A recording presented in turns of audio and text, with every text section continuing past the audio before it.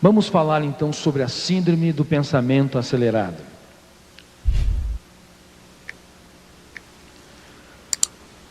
Sintomas. Já falamos: fadiga excessiva, irritabilidade, flutuação emocional. No momento está tranquilo, no outro está tenso ou sensível. Dificuldade de contemplar o belo nos pequenos estímulos da rotina diária. Déficit de concentração, porque vive pensando, vive no seu imaginário, produzindo uma série de ideias numa velocidade muito grande, não se concentra. E também déficit de memória. Muitos de vocês levantaram as mãos aqui na conferência anterior, dizendo que estão com déficit de memória. A maioria de vocês. Eu quero que vocês tenham consciência. A nossa memória muitas vezes falha, porque o cérebro está nos protegendo. Ele tem mais juízo que o nosso eu. Como o nosso eu não consegue administrar os pensamentos, mudar o nosso estilo de vida, relaxar, então ele bloqueia a memória para que você pense menos e para que você gaste menos energia do córtex cerebral e acorde menos cansado, consequentemente mais disposto, mais animado. Aí nós esquecemos onde colocamos a chave do carro, outros esquecem onde estacionou o carro, e ainda outros esquecem o nome de pessoas que corriqueiramente encontram, e para não ficar chato, elas dão aquela desculpa. Para saber qual o primeiro nome, elas perguntam: qual o seu nome todo, hein? E por favor, para esse esquecimento corriqueiro, não procure o seu médico. Por quê? Porque seu médico também está esquecido.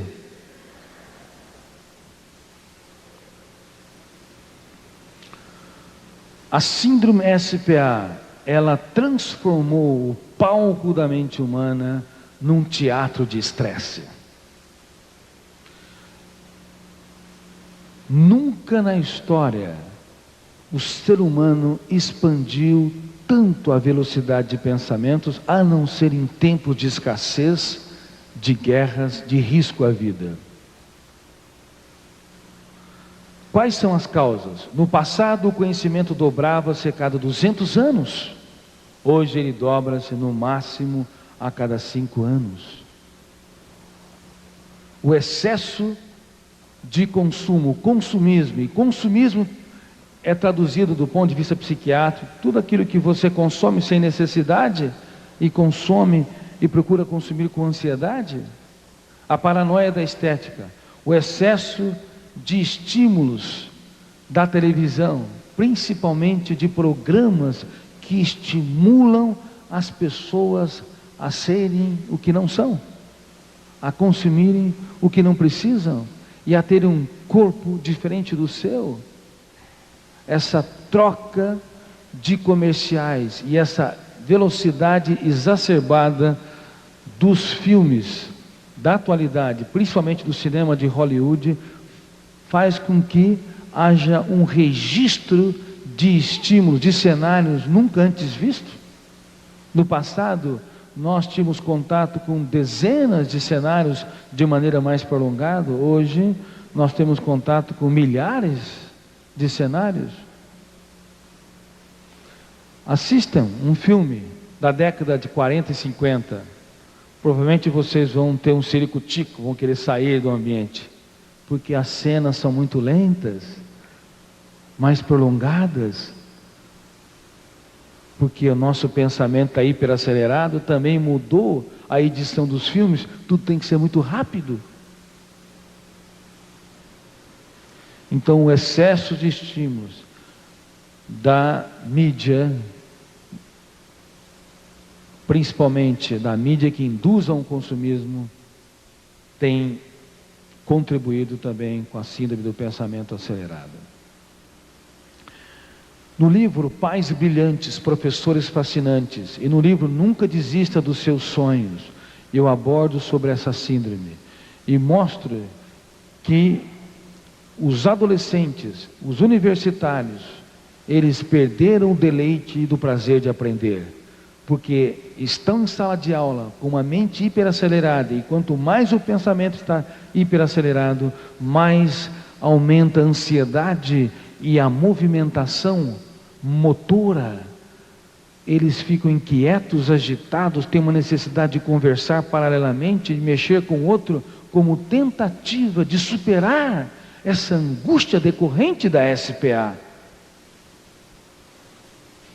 Algumas pessoas acreditam que os pais da atualidade não colocam limites. Eu sinceramente creio que, de um modo geral, os pais colocam muito mais limites nos filhos atualmente, mas com muito menos eficiência do que os pais do passado. No passado, um olhar de um pai detonava o gatilho, abria janelas lights e tinha um eco introspectivo, o eu reagia. Hoje, como não há janelas lights, os pais, os professores gritam, aconselham, mas a troca de cenários é tão grande que não dá tempo de abrir janelas lights, e há pouquíssimas janelas lights que financiam o eco educacional.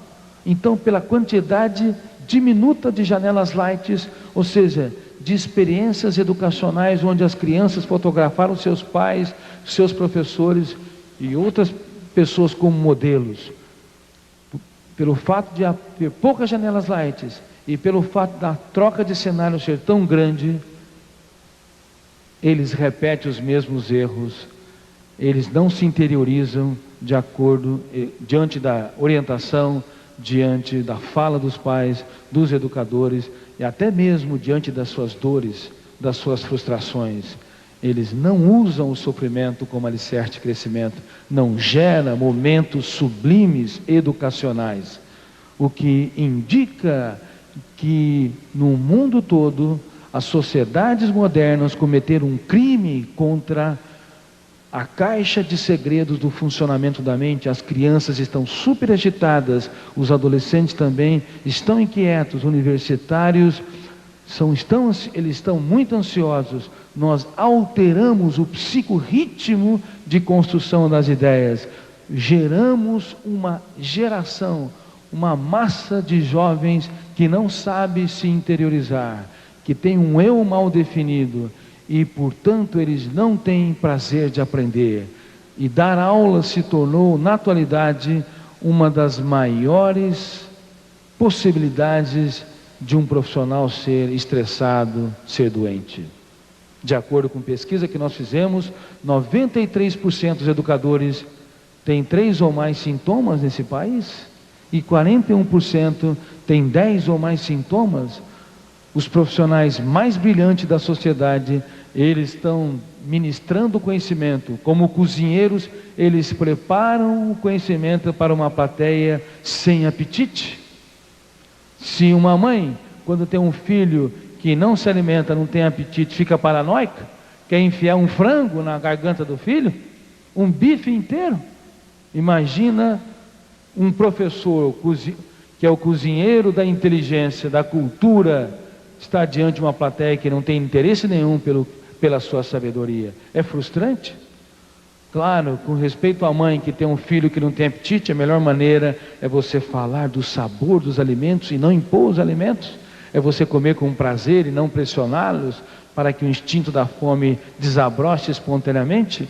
E nós temos preconizado que os professores em salas de aula possam ser professores brilhantes, fascinantes. Ao invés de criticar, dar bronca, eles devem encantar, devem estimular a arte da dúvida, fazendo a exposição dialogada, a exposição interrogada. Ou seja, eles devem estimular o apetite intelectual dos alunos, e também os alunos devem sair do processo de enfileiramento, porque 2 ou 3 anos que as crianças ficam enfileiradas em sala de aula, o fenômeno RAM, registro uma hierarquia intelectual, que contrai a capacidade de debate, de exposição dos pensamentos, gera traumas que perpetuam a vida toda.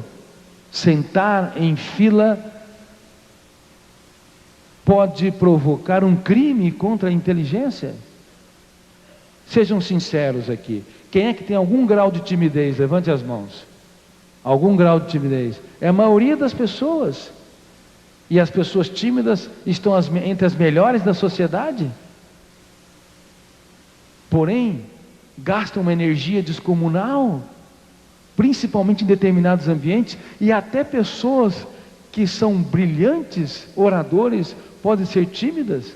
Tudo que vão fazer, o fazem, expõem as suas ideias com gasto de energia excessivo, sem conforto, sem suavidade, se preocupam demais com o que os outros pensam e falam de si. E o processo de enfileiramento nas escolas é uma das grandes causas da nossa timidez, da nossa insegurança, do desconforto que temos de expressar nossas ideias em determinados ambientes. Quem é professor aqui? Quem trabalha na educação? Levante as mãos. Por favor, retire os seus alunos do enfileiramento.